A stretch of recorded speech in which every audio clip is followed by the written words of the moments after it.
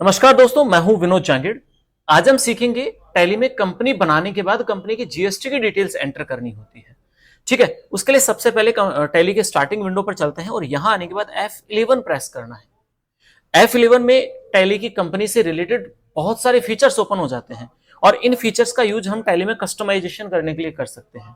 ठीक है, और इन्हीं में एक ऑप्शन आता है हमारे पास, enable goods and service tax, जो राइट साइड में आ रहा है। इस ऑप्शन को यस करके जैसे एंटर करते हैं तो कुछ डिटेल्स ओपन होती है। यहां डिटेल्स में सबसे पहले आ रहा है रजिस्ट्रेशन टाइप।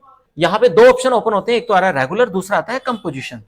अब रेगुलर और कंपोजिशन क्या है? एक्चुअली क्या होता है, आप जब भी किसी कंपनी का काम करते हो तो उस कंपनी को जीएसटी में रजिस्ट्रेशन करवाना होता है, वो उसके टर्नओवर पर डिपेंड करता है।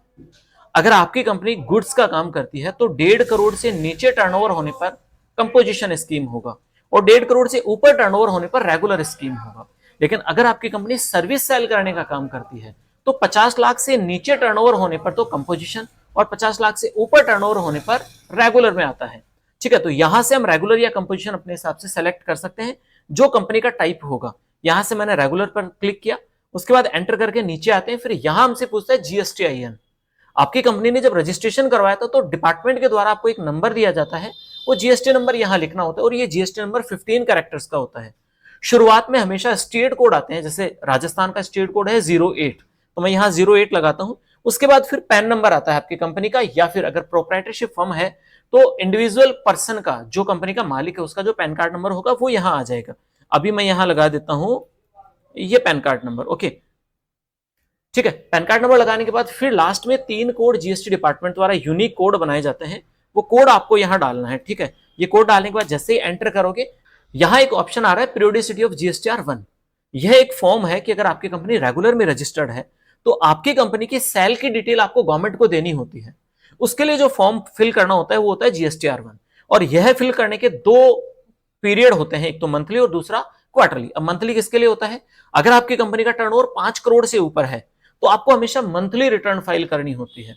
लेकिन अगर आपकी कंपनी का टर्नओवर 5 करोड़ से नीचे है तो आप चाहो तो क्वार्टरली कर सकते हो, वो भी आपके ऊपर पाबंदी नहीं है। आप चाहो तो मंथली कर लो चाहे क्वार्टरली कर लो। लेकिन अगर 5 करोड़ से ऊपर टर्नओवर है तो फिर फिक्स हो जाता है कि आपको मंथली ही रिटर्न फाइल करनी होगी। ठीक है, यहां से मैं मंथली सेलेक्ट कर लेता हूं।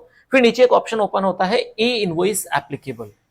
एक्चुअली गवर्नमेंट ने क्या किया, जितने भी 5 करोड़ से ऊपर टर्नओवर वाली कंपनीज थी उनके लिए एक नियम लागू किया कि यार आप जब भी सेल इनवॉइस बनाओगे तो आप ऑफलाइन सेल इनवॉइस नहीं बना सकते, आपको इलेक्ट्रॉनिक रूप से इनवॉइस बनाना होगा। ठीक है, यहां से इस ऑप्शन को जैसे ही यस करते हैं, यहां एप्लीकेबल फ्रॉम की इनवॉइस की एप्लीकेबिलिटी कब से है वो डेट आपको यहां डालनी है। दूसरा इनवॉइस बिल फ्रॉम प्लेस, वो प्लेस आपको डालना, तो आपकी कंपनी का जो हेड ऑफिस होगा वो प्लेस यहां डाल सकते हो, जैसे मैं यहां डाल देता हूं जयपुर।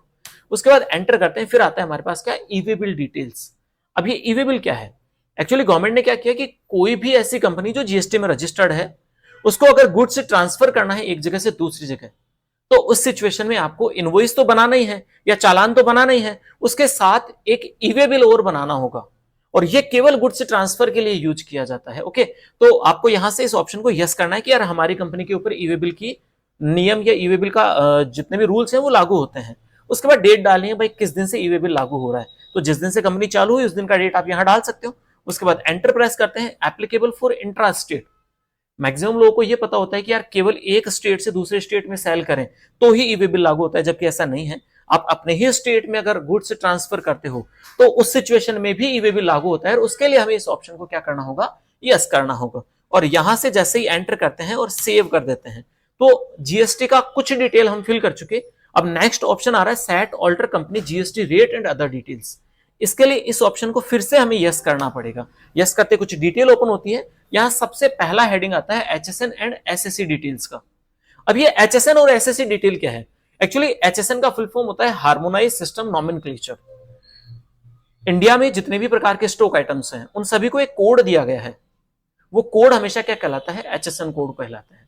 लेकिन जितनी भी प्रकार की सर्विसेज होती हैं उनको दिया गया कोड कहलाता है एसएसी कोड। ओके दोस्तों, अब एसएसी का फुल फॉर्म क्या है, सर्विस अकाउंटिंग कोड। अब ये जो कोड होते हैं ये 4 अंकों के भी होते हैं, 6 के भी होते हैं, 8 अंकों के भी होते हैं। ये डिपेंड करता है आपकी कंपनी के टर्नओवर पर। जैसे एक बेसिक में आपको बताऊं तो 5 करोड़ से नीचे अगर टर्नओवर है तो आपकी कंपनी को 4 अंकों के एचएसएन या एसएससी कोड लिखने होते हैं। और 5 करोड़ से ऊपर अगर आपका टर्नओवर है तो आपको 6 अंकों के HSN या SSC कोड लिखने होते हैं। लेकिन मैं कहूंगा कि यहां आप HSN या SSC कोड मत लिखना। तो फिर कहां लिखे? जब हम स्टॉक आइटम का नाम लिखेंगे या सर्विस का नाम लिखेंगे तो वहां हम HSN कोड या GST के रेट की डिटेल अपन वहां फिल कर सकते हैं। तो अभी मैं यहां से नोट डिफाइन करके एंटर कर लेता हूं। फिर नीचे आ रहा है GST रेट, वही सेम ऊपर वाला ऑप्शन। यार ऊपर HSN कोड लिखा था तो नीचे आपको GST का रेट बताना है कि भाई कितने % GST लगता है। अभी हम यहां से अगर स्पेसिफाइड डिटेल करते हैं तो यहां अपने को रेट पूछेगा। इससे बढ़िया हम क्या करेंगे, इसको यहां नोट डिफाइन करते हैं और जब स्टॉक आइटम या सर्विस का लेजर बनाएंगे तब वहां हम क्या करेंगे, रेट डिफाइन कर देंगे। तो यहां से फिर आगे आते हैं ईवेबल डिटेल्स पर। यहां लिमिट आती है। ये लिमिट किस चीज की है? ईवेबल की लिमिट। ऐसा नहीं है कि यार आपने 5,000 का माल बेचा, आप ईवेबल बना के दो, ऐसा कुछ भी नहीं है। इसकी एक फिक्स लिमिट होती है।